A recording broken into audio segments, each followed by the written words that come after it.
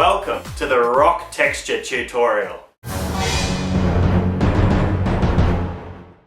Today I'm going to be teaching you a couple of easy effects. The speckled effect, using a pencil and creating blobs on your artwork. How to use shadows and highlights to make things three-dimensional and stand out. And we're going to use a very basic masking material called application tape.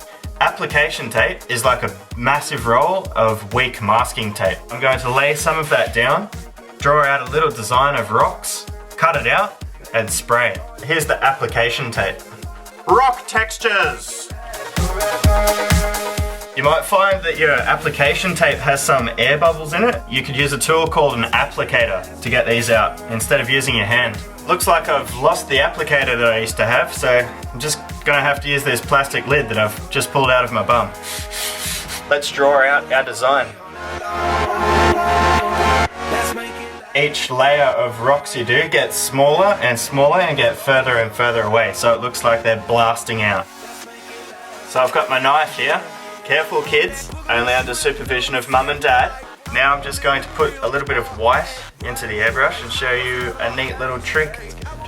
So grab a pencil, make sure it's not your favourite pencil, it might get ruined. Don't want to ruin a good pencil. And you're going to hold it firm on the end of the airbrush like this and spraying this way towards the canvas, as if I was spraying you in the face. The closer I have the airbrush on the end here, the finer the speckles are going to be.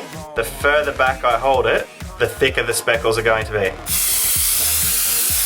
So I've gone ahead and mixed up an orange colour, mainly yellow and a couple of drops of red, and I'm just going to go over and repeat exactly the same thing that we did with the white. Bang, done. Now while you've got that same orange in the airbrush, we're going to go in and add a couple of shadows. Most important thing to remember when you're doing shadows or highlights, have the light coming from one direction. So if you've got a light source up here, you're going to have highlights all on this side of the rock, and you're going to have shadow on this side of the rock. Do a line just under halfway around each of these rocks. After you've created all of the shadows, do a large sort of figure 8 texture over all of the rocks. The white is back in the airbrush. Now let's go in and add a few highlights. Remember, the light is coming from this direction, so that's the direction you're going to add your highlights from. Let's go in and just highlight these edges of the rock.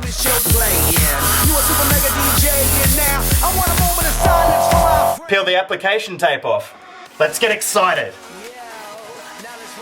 So let's go ahead and add a couple of starburst highlights that we always see in airbrushing. Now we're going to go ahead and put our orange back into our airbrush to add a bit of a cheeky shadow.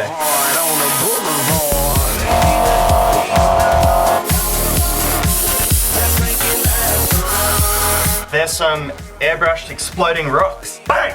Bang! I hope you had as much fun as I did today. Don't forget, you can follow us on Twitter now. Not that anything ever happens. And I just want to thank everybody for spreading the love. Bye bye.